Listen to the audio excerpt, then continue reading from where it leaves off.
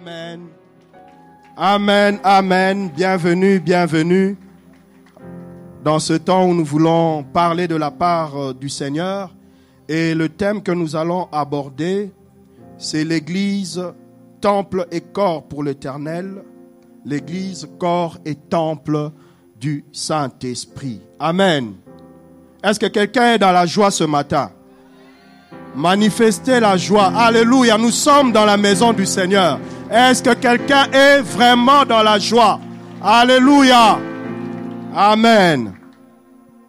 Nous allons aborder ce thème à deux volets. Le premier volet concerne la partie Église, temple et corps pour l'Éternel.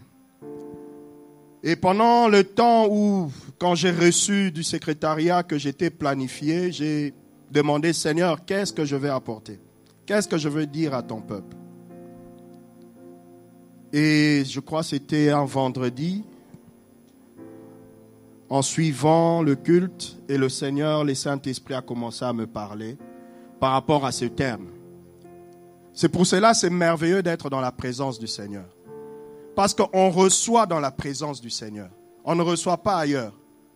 Amen. Quand nous nous tenons ici, nous ne venons pas avec les philosophies, les pensées humaines, non.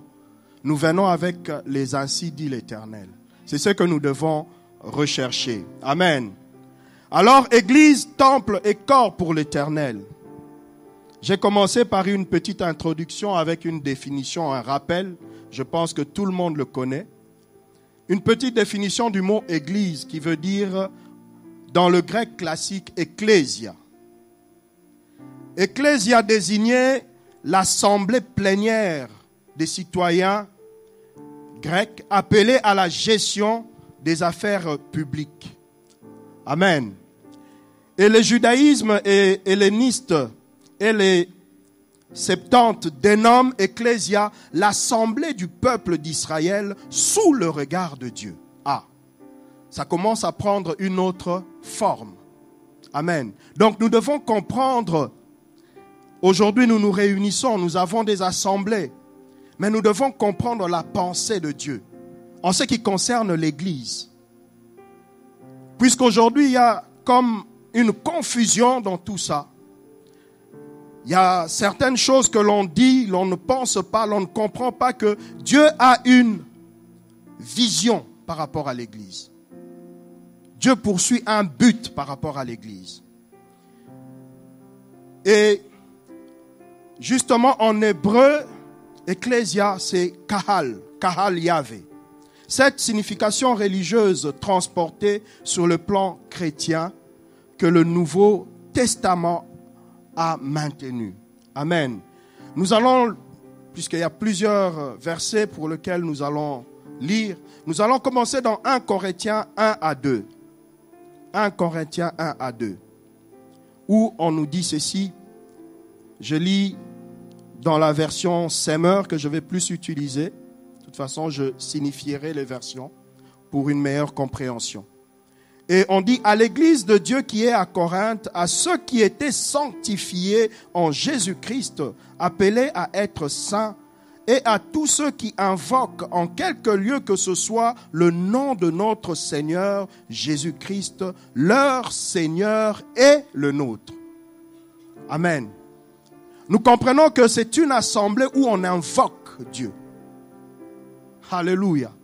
Et il dit à l'église de Dieu qui est à Corinthe. Tu peux remplacer cela pour dire à l'église de Dieu qui est à Zaventem. Alléluia. On dit, ont été sanctifiés en Jésus-Christ. Christ nous a sanctifiés pour que nous puissions former ce corps et ce temple pour l'éternel. L'église est un lieu où notre bénédiction en dépend, bien-aimé. C'est pour cela, lorsqu'on convoque des temps de venir dans la présence de Dieu, nous devons nous hâter. Nous allons lire cela, les Écritures le montrent, que Dieu a fixé un lieu. Amen. Un lieu où sa bénédiction ne rate jamais. Et ceux de l'ancien temps avaient compris cela. Quand nous lisons les Écritures, nous allons voir qu'il y en a beaucoup qui restaient dans la présence de Dieu. Il y en a beaucoup qui demeuraient dans la présence de Dieu. Et nous voyons même Christ, notre modèle, nous le montrer. C'est-à-dire, lorsque l'âge accompli d'annoncer, il est resté. Il n'a même pas demandé la permission de ses parents.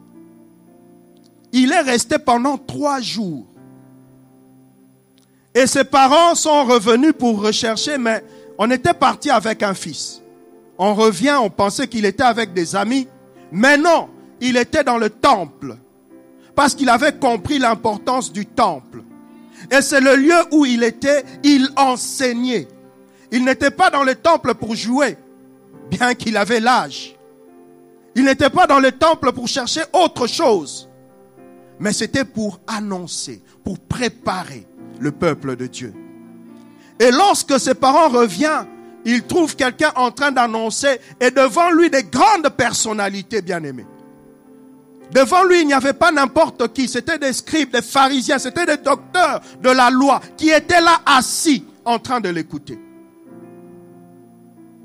Christ nous montre que la première des choses que nous devons rechercher, c'est notre relation avec Dieu. Il n'a pas regardé, bien qu'il se trouvait là, à chercher les enfants de son âge. C'est ce qui se fait aujourd'hui, pour jouer, passer du temps avec eux. Non. Il a compris que j'ai une mission, je ne dois pas la rater. Mais je dois l'accomplir, je dois faire ma mission. Et dans cette définition, dans 1 Corinthiens 10, 32,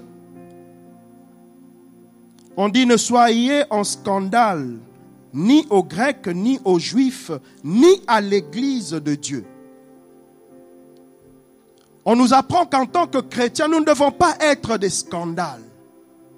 Et en ce lieu, on les dit tout le temps, de préserver notre témoignage, bien-aimé. Parce que nous sommes ce corps. Nous sommes ce temple pour l'Éternel. Nous devions préparer notre rencontre avec le Seigneur.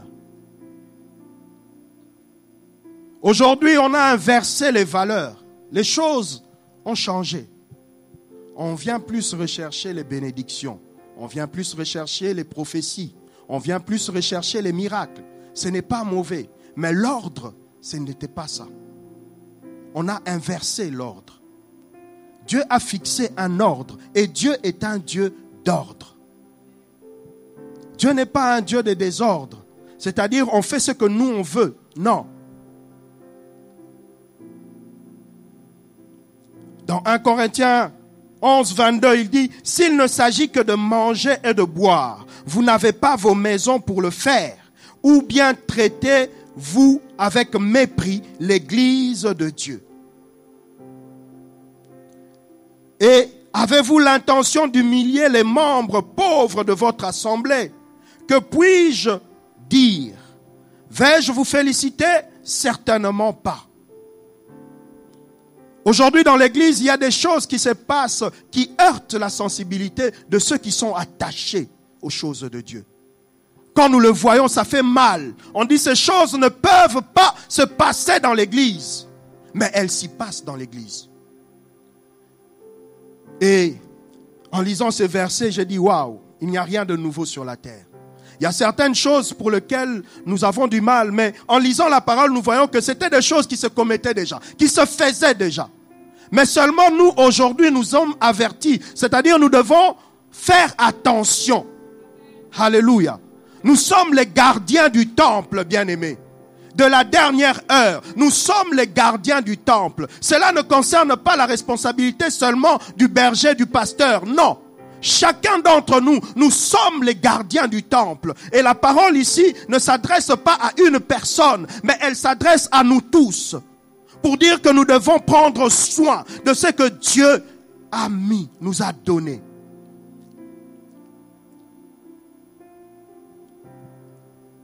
Oui, bien-aimés. Paul a eu à persécuter l'Église. Et lorsque le moment est venu de son salut, dans 1 Corinthiens 15, 9, il le dit. Il dit, oui, je suis le moindre des apôtres. Je ne mérite pas de porter le titre d'apôtre, puisque j'ai persécuté l'Église de Dieu. À un moment de sa vie, il se retrouvait à cette posture-là. Et souvent, nous nous retrouvons aussi à cette posture-là. C'est-à-dire, quand tu parles mal de l'Église de Dieu, tu le persécutes. Quand tu ne respectes pas les choses qui doivent être dans l'ordre que Dieu a établi, tu persécutes l'Église de Dieu. Oh, que Dieu nous aide, que Dieu nous pardonne. Parce que souvent nous remettons en cause les choses que Dieu lui-même a établies. Nous voulons qu'elles se passent selon notre compréhension, notre intelligence. Et là on vient, on dit, mais ici, tu ne vois pas. Réfléchissons un peu. Non, bien-aimé, c'est la parole qui guide. Si la parole demande quelque chose, je dois m'y conformer. Je ne dois pas astreindre la parole. Je ne dois pas retirer ce que la parole de Dieu demande de faire.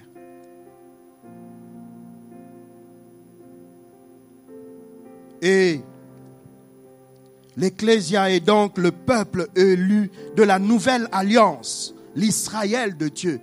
En Jésus-Christ, nous sommes l'Israël de Dieu. Parce que c'est le peuple qu'il s'était choisi. Mais par Christ, il nous ouvre, il nous fait cette grande faveur d'entrer et de devenir l'Israël de Dieu.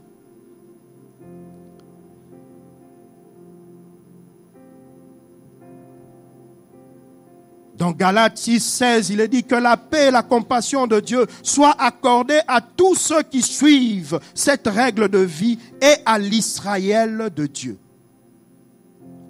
Dieu a établi des règles pour lesquelles nous devons suivre. S'il a placé un berger devant nous, nous devons le suivre. Tu n'as pas l'habilité de remettre en cause ce que la personne que Dieu a placée devant dit de faire ou demande de faire. Parce que c'est la volonté de Dieu. Avec ses erreurs, ses faiblesses, Dieu l'a établi. Oh bien-aimé, ce n'est pas parce qu'il est moins âgé que moi que je ne peux pas. Non. Dans le royaume de Dieu, il n'y a pas ce principe-là. C'est-à-dire, Dieu, quand il place, il donne l'onction suffisante, l'onction capable pour que la personne mène le but et la chose qu'il lui a donné de faire. Nous devons savoir que l'Église, c'est le corps et le temple pour l'Éternel. De la même manière, chaque matin, lorsque tu te lèves, tu te regardes, tu prends soin de ce corps qu'il t'a donné. De la même manière, tu dois penser à prendre soin de l'Église de Dieu. Parce que si pour toi-même, tu te choisis des bonnes choses, pour toi-même, tu fais des sacrifices en disant que j'ai vu cette chaussure-là, en tout cas, je dois épargner, je dois enlever l'argent, mettre de côté, pour que dans X mois, que je puisse m'en offrir. Bien-aimé, c'est de la même manière que tu dois être appelé à prendre soin de l'église de Dieu. C'est-à-dire lorsque tu viens dans ce lieu et que tu remarques qu'il y a quelque chose qui manque, lorsque tu viens dans ce lieu et que tu remarques qu'il y a un besoin, tu ne dois pas lésigner sur les moyens, parce que sur ton propre corps, tu ne le fais pas. Tu te sacrifies, tu te donnes. C'est de la même manière que l'église de Dieu doit être entretenue, pas par seulement ceux qui dirigent l'église, mais par toi et moi. Alléluia. Nous devons nous révolter de certaines choses. Bien-aimé, en lisant, en préparant ce texte, j'ai compris beaucoup de choses. Parce que Dieu ne change pas. Il est le même. Depuis le début, jusqu'à notre marche, nous passerons, les autres viendront, il restera le même. Il a établi des règles et des principes. Donc l'église de Dieu, c'est l'assemblée des saints. C'est ça le but. Le Seigneur veut que nous puissions nous sanctifier en venant en ce lieu ensemble. Je te communique la chaleur de la présence de Dieu. Tu me communiques la chaleur de la présence de Dieu. Et ensemble, nous sommes l'assemblée des saints.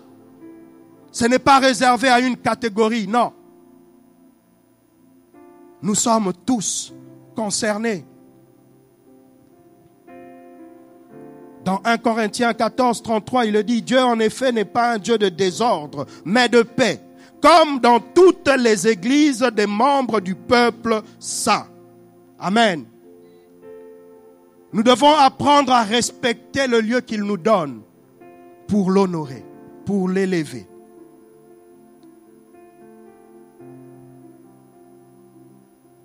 Et Dieu a appelé à se retirer du monde, mais qui n'en a pas moins une mission à remplir dans l'histoire concrète. C'est l'assemblée à la fois idéale et empirique dans laquelle Dieu ou le Christ agissent par le don de la grâce. Il n'y a qu'une église.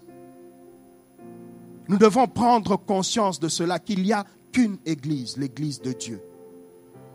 Plusieurs dénominations, certes, mais une église. Plusieurs assemblées, certes, mais une église. Il n'y a pas de meilleure église que d'autres. Non. Il n'y a qu'une église. Et dans Exode 25,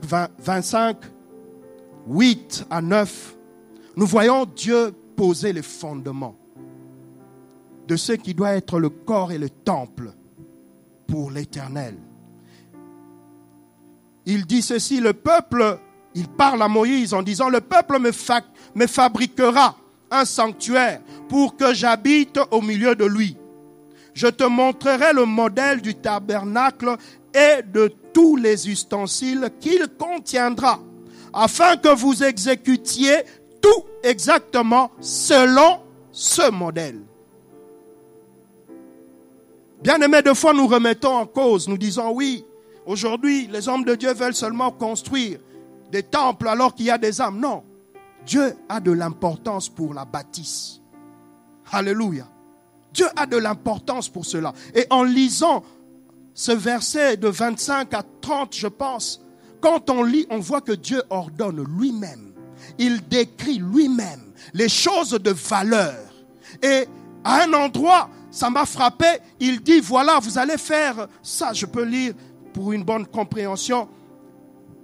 Il dit que si vous le faites, c'est ça, c'est pour moi. Mais si vous faites aussi de manière, on va dire, courante pour vous, ça ne doit pas être de la même manière que ce que moi, j'ai fait pour moi. Celui qui va faire ça, il le dit, il va tomber raide mort. Et bien aimé, j'ai compris, des fois nous négligeons des choses de valeur qui doivent être apportées pour Dieu dans sa maison. Des fois nous négligeons des choses, nous croyons que c'est comme ça, c'est juste, non. Il a choisi de l'or pur. Il ne dit pas de l'or qui est un peu, non, pur. Et quand on lit, on voit, il dit toutes ces choses proviendront de vous. Il n'a pas dit que moi, Dieu, je vais créer. Je suis Dieu. Je peux inventer, créer. Je peux faire un miracle. Ça veut dire claquer de doigts et ça apparaît. Mais il dit non. Ces choses, tu les auras du milieu du peuple. C'est le peuple qui doit l'apporter. C'est le peuple qui doit l'amener. Alléluia. Ce n'est pas moi, Dieu, qui va encore faire descendre. Parce qu'il avait déjà fait descendre la manne. Donc il était capable. Mais il a dit c'est le peuple qui va chercher ce que moi je veux pour ma maison.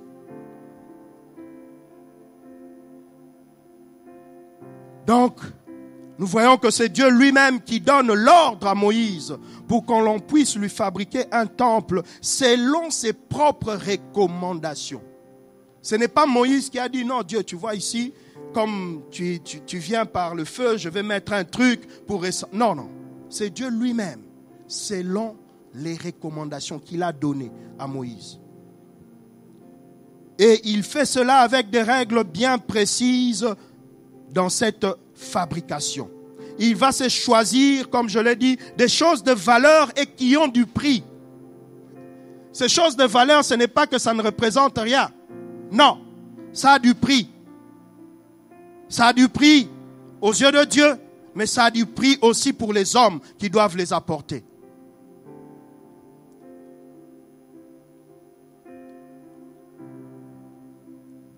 Et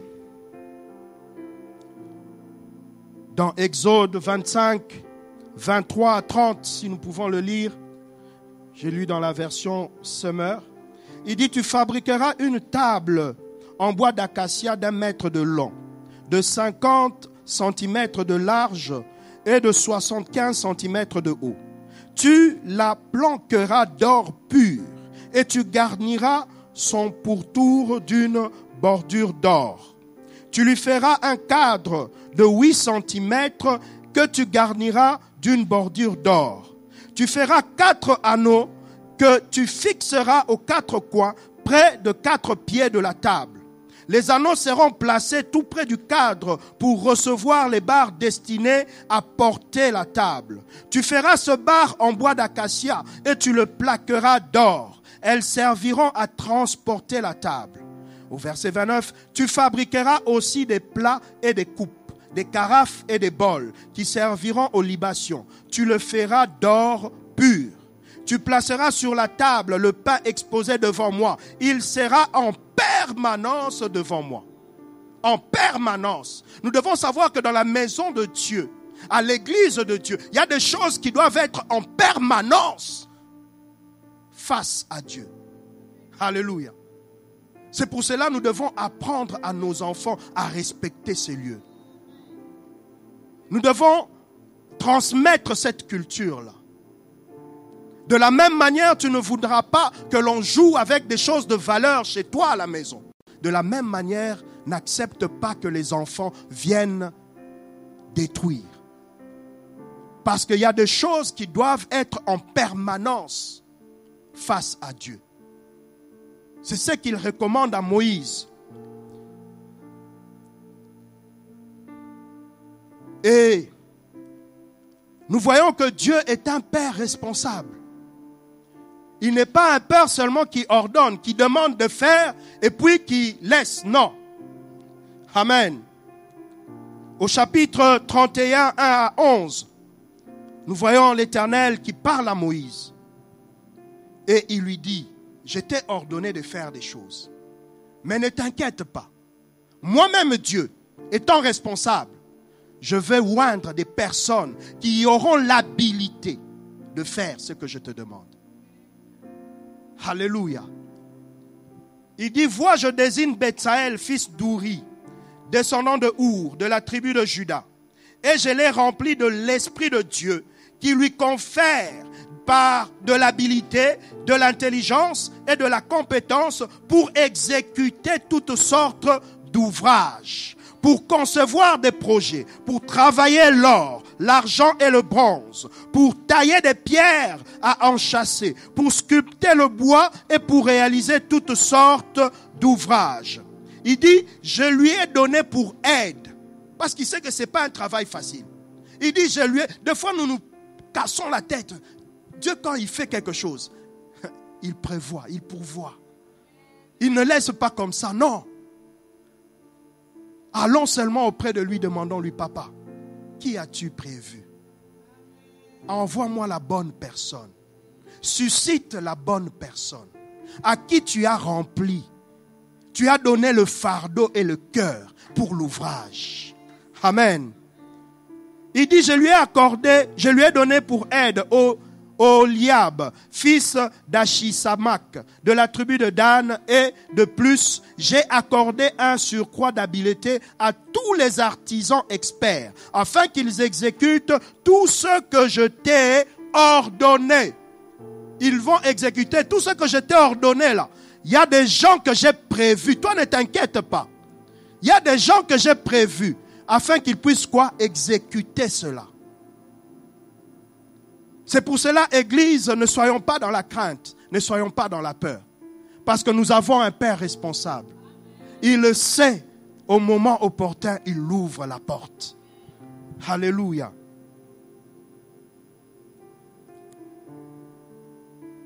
Donc, en lisant cela, nous comprenons que la bâtisse a de l'importance aux yeux de Dieu, bien-aimé. Ainsi que de la valeur. Nous le voyons encore avec David, qui va nourrir ce désir de bâtir un temple pour l'Éternel. Nous sommes dans 2 Samuel 7-2. Il dit au prophète Nathan, regarde, j'habite dans un palais de cèdre, alors que le coffre de Dieu est installé au milieu d'une tente de toile. David se rend compte que sa maison est plus beau que celui qui l'a béni, que celui qui lui a donné des choses, de celui qui lui a fait devenir roi. Mais sa maison à lui est plus beau que là où doit demeurer la présence de Dieu. Il appelle le prophète, il dit non, il y a un problème. Moi, je suis dans un palais. Je suis bien. Il m'a mis au large.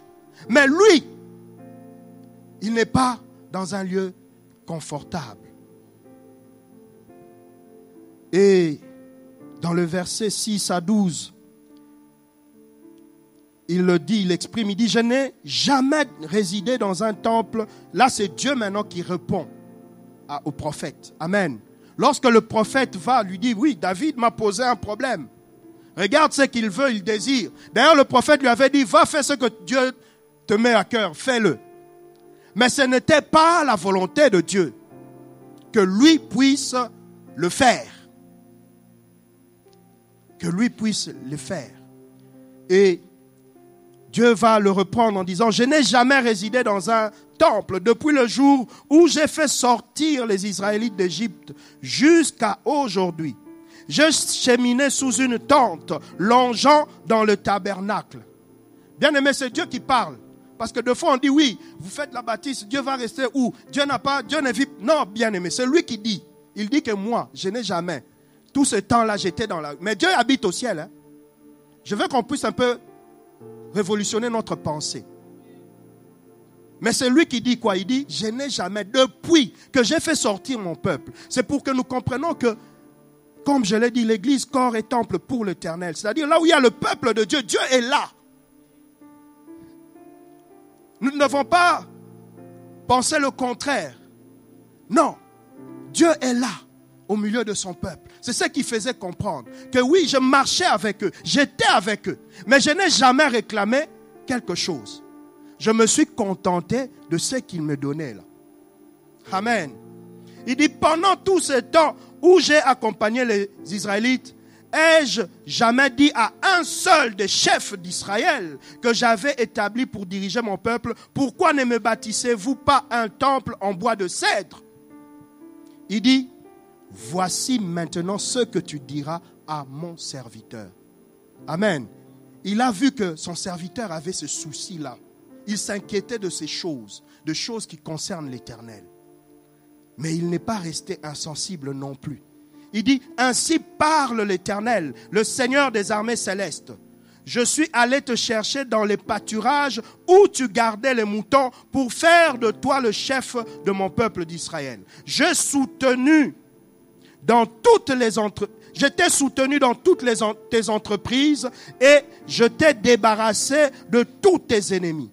Je te ferai un nom très glorieux comme celui des grands de la terre.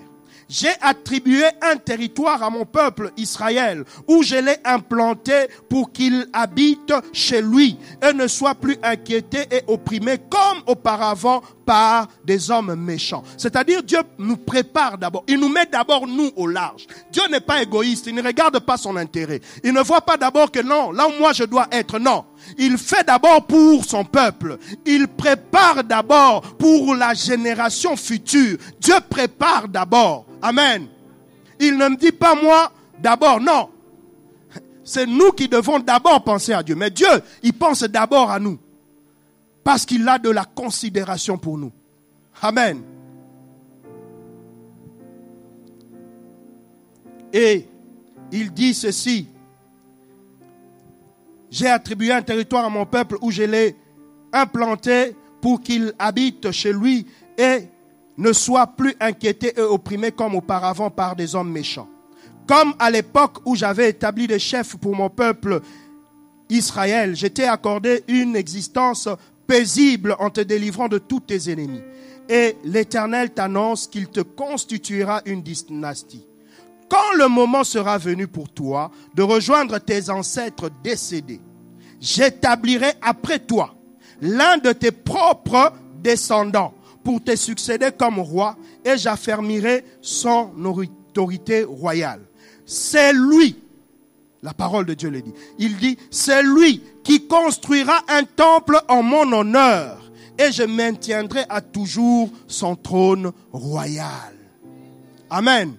David a reçu des bénédictions à cause de ce désir-là. Le Seigneur lui a garanti que de génération en génération, puisque tu as eu en toi ce désir de bâtir quelque chose pour moi, bien que ce n'est pas toi, mais tu as suscité en toi cette envie, tu as fait monter en toi ce désir, sache que moi, Dieu, je promets que sur ta descendance, il n'y aura plus personne qui sera dans la rue. Sur ta descendance, moi je vais affermir le royaume. Sur ta descendance, moi je ferai de grandes choses. Bien-aimés, c'est pour cela que nous devons prendre en considération que l'Église est le corps et le temple pour l'Éternel. Nous devons en prendre soin de la même manière que nous prenons soin de notre propre corps. Nous ne devons pas hésiter, nous ne devons pas regarder à ce que nous devons faire. Prends, va, prie, demande, Seigneur, ta volonté est que je donne. Si cela, je donne. Même si je ne dois manquer, mais pourvu que dans ta maison, il ne manque de rien. Pourvu que dans ta maison, qu'il y ait des choses de valeur. Et nous allons aller dans 1 Samuel 1:11, juste pour parler de quelque chose.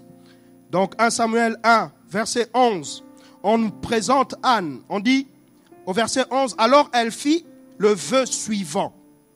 Éternel, Seigneur des armées célestes, si tu veux bien considérer la misère de ta servante, et si tu interviens en ma faveur, si tu ne délaisses pas ta servante, si tu ne me donnes un fils, alors je te le consacrerai pour toute sa vie. Ses cheveux et sa barbe ne seront jamais coupés. Anne se retrouvait face à quelque chose. Il a compris que ici, là, non, il faut faire quelque chose qui va toucher le cœur de Dieu. J'ai prié, j'ai jeûné, j'ai fait tout ce qu'on m'a demandé. Mais non, ça ne va pas. Il a dit ici, là, il faut faire quelque chose pour lequel Dieu va dire non, non, non, non, non. Ça vient vraiment du fond de son cœur, de ses entrailles. Et après, Anne aura l'enfant. Et au verset 23 à 25, on dit ceci. Anne va voir son mari.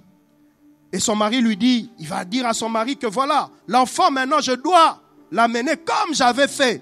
Parce que celui qui a donné, il a donné sur base de la promesse. C'est que j'avais fait une promesse, un vœu. Que lorsque j'aurai, Seigneur, je vais te l'amener. Je ne vais pas le garder pour moi. Et son mari lui dit, fais comme tu le juges bon. Et attends de l'avoir, c'est vrai, que la promesse de l'Éternel se réalise. Anne resta donc à la maison pour allaiter son enfant jusqu'à ce qu'il soit sévré. Au verset 24, on dit, à ce moment-là, elle l'amena avec elle au sanctuaire de l'Éternel. Ne pensez-vous pas qu'Anne avait une maison? Il pouvait dire, oui, ma maison c'est le sanctuaire de l'Éternel, parce qu'il servait Dieu. Il a dit, non, il y a un endroit, il y a un lieu. Bien-aimé, lorsqu'on nous invite à venir en ce lieu pour être enseigné, pour passer du temps dans la prière, ce n'est pas en vain. C'est parce qu'il y a un endroit et il y a un lieu.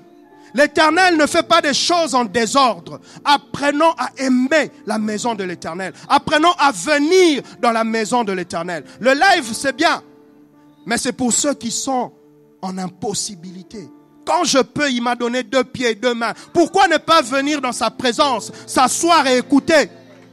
Oh bien-aimés, nous sommes beaucoup entourés des choses que le monde nous présente. Mais ces choses resteront ici sur terre.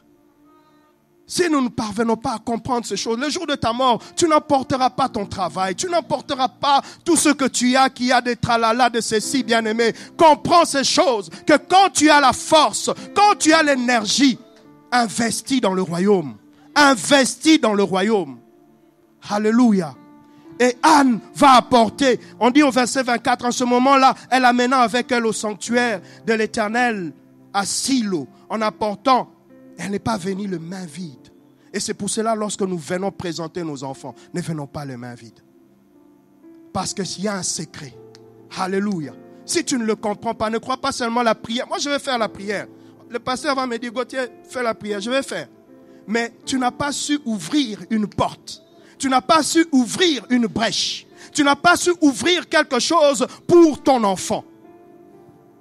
Tu n'as pas su arracher de main de Dieu quelque chose d'important. Anne, malgré que Dieu l'a fait, mais lorsqu'il va se présenter, on dit, il va apporter un taureau de 3 ans, 10 kilogrammes de farine et une outre de vin. Le garçon étant encore tout jeune. Ils offrirent le taureau en sacrifice et présentèrent l'enfant à Élie. Amen. Elle ne s'est pas présentée les mains vides en disant oui, le Seigneur m'a béni, oui, c'est seulement l'enfant, j'amène seulement l'enfant. Non, elle a compris quelque chose, que je devais sceller cette histoire. Je ne devais pas la laisser comme ça. Oh, les temps filent. Je vais sauter certaines choses parce que le temps file. Et nous comprenons aussi que l'église qui est le temple de l'Éternel, c'est un endroit saint. Quand nous venons, nous entrons, nos pieds piétinent cet endroit-là. Nous devons nous savoir dans notre tête, je ne suis plus chez moi à la maison. Je ne suis plus dans mon bureau. Je ne suis plus dans ma voiture. Mais j'entre maintenant dans le sanctuaire. Amen. Nous le voyons dans Exode 3, 4 à 5. Lorsque l'Éternel choisit Moïse, l'Éternel vit que Moïse faisait un détour pour aller voir et il l'appela du milieu du buisson. Moïse, Moïse. Jésus, je suis là, répondit Moïse. Dieu lui dit, n'approche pas d'ici. Ôte tes sandales, car le lieu où tu te tiens est un lieu saint. La présence de Dieu sanctifie le lieu. Bien-aimé, lorsque tu viens en ce lieu, si tu es conscient que la présence de Dieu est là, elle sanctifie le lieu. Ce n'est plus un lieu où tu dois jouer. Ce n'est plus un lieu où tu dois faire tout et n'importe quoi. Ce n'est plus un lieu où tu dois dire n'importe quoi. Non. Parce que tu es dans la présence de Dieu. Tu dois avoir de la révérence pour Dieu. Sinon, tu vas passer à côté. Tu vas voir les gens venir être bénis. On a dit, Seigneur, il rend grâce. L'Éternel a fait. On a prié ici. Mais c'est comment est-ce que toi, tu étais venu ce vendredi? Si tu étais venu juste, bon, on a dit vendredi sans chaise. Moi, je serai seulement là. On va voir ce que le Seigneur va faire. Ben, tu vas sortir, le Seigneur aussi va rien faire. Mais si tu avais saisi, tu as compris que non, je vais à la rencontre de Dieu. Je vais dans un lieu saint. Je dois me préparer à sa rencontre. Ne pas venir comme n'importe comment. Seigneur, j'ai un problème qui me dérange, qui me tourmente des années et des années. Je veux qu'aujourd'hui, ce problème reste au pied de la croix. Reste là, dans ta présence. Que lorsque moi je vais sortir, je vais laisser ce problème. Et tu vas voir la différence. Tu vas voir la différence. Tout dépend de la manière dont tu considères le lieu. Si tu considères le lieu comme un lieu saint, bien-aimé, tous les jours tu peux vivre des miracles parce que tu le considères comme un lieu saint. Mais si tu le considères comme un lieu habituel, c'est-à-dire je viens comme chaque dimanche, je viens comme chaque mercredi, je viens comme chaque vendredi, tu vas repartir, rien ne va changer. Tu vas dire, ça fait des années je suis là, mais je ne vois pas. Donc la présence de Dieu sanctifie le lieu. Et l'église étant l'endroit où Dieu choisit pour demeurer, devient un lieu saint par sa présence. Comprends cela. Nous allons passer rapidement au point 2, église, corps et temple du Saint-Esprit. Et nous allons tout de suite aller dans 1 Corinthiens 3, le verset 9, le verset 16 à 17. Ça nous dit ceci, car nous travaillons ensemble au service de Dieu. Et vous, vous êtes le champ qu'il cultive, ou encore vous êtes l'édifice qu'il construit. Ne savez-vous pas que vous êtes le temple de Dieu et que l'Esprit de Dieu habite en vous? Amen. L'Esprit de Dieu habite dans chacun d'entre nous ici présents. L'Esprit de Dieu habite en nous. Il dit, si quelqu'un détruit son temple, qu'est-ce que va faire Dieu? Dieu le détruira, car son temple est saint et vous êtes ce temple. Bien-aimé, prends conscience que tu es le temple de Dieu. Le Saint-Esprit habite en toi. Et en toi, il ne faut pas qu'il y ait de choses semblables, de choses que l'ennemi viendra réclamer. Non. Parce que l'Église, corps et temple du Saint-Esprit, l'Esprit de Dieu doit demeurer dans un lieu saint. L'Esprit de Dieu doit demeurer dans un lieu qui lui permet d'agir. Parce que deux fois, les choses n'arrivent pas. Ce n'est pas que Dieu est incapable. Non, le corps. Le corps n'est pas saint. Le temple où Dieu doit demeurer n'est pas saint. On se laisse comme ça conduire par les choses, l'amour de ce siècle, les choses qui se passent. Mais on ne prend pas le temps de se réexaminer. On ne prend pas le temps de travailler notre personne. Nous devons veiller à ne pas détruire son temple. Car comme il est écrit dans les Écritures, Dieu nous détruira, bien-aimés. Ayons plus peur de cela. Que Dieu puisse te détruire, waouh! C'est fini, mon frère. Il n'y a plus de recours. C'est quelque chose qui doit nous aider. Donc, faisons de notre corps un sanctuaire pour l'Esprit de Dieu. Dans 1 Corinthiens 12, 12 à 13 et 20 et puis 25 à 27, il dit ceci.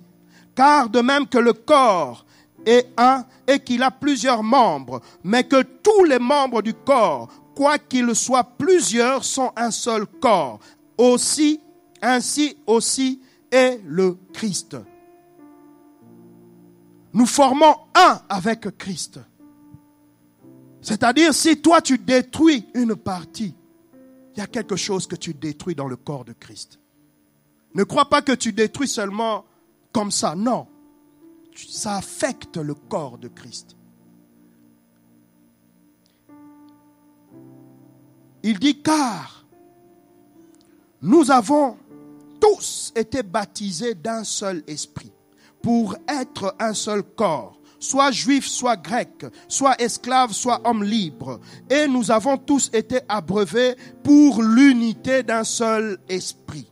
Au verset 20, il dit, mais maintenant, les membres sont plusieurs, mais le corps est un. Il y a plusieurs membres, mais le corps est un. C'est pour cela, faisons attention. Notre témoignage, c'est quelque chose de précieux que nous devons conserver. Parce que cela affecte le corps de Christ. Et au verset 25 à 27, il dit, afin qu'il n'y ait point de division dans le corps, mais que les membres aient un égal soin les uns des autres. Et si un membre souffre, tous les membres souffrent avec lui. Si un membre est glorifié, tous les membres se réjouissent avec lui. Or, vous êtes le corps de Christ et ses membres, chacun en particulier. Alléluia. Bien-aimés, nous comprenons que nous sommes liés. Nous devons prendre soin les uns des autres. C'est en cela que le Seigneur veut que nous puissions travailler notre unité. Il n'est pas normal quand tu constates que ton frère baisse dans la foi, tu le laisses, tu dis non, c'est son problème. Non. Parce que nous sommes tous concernés.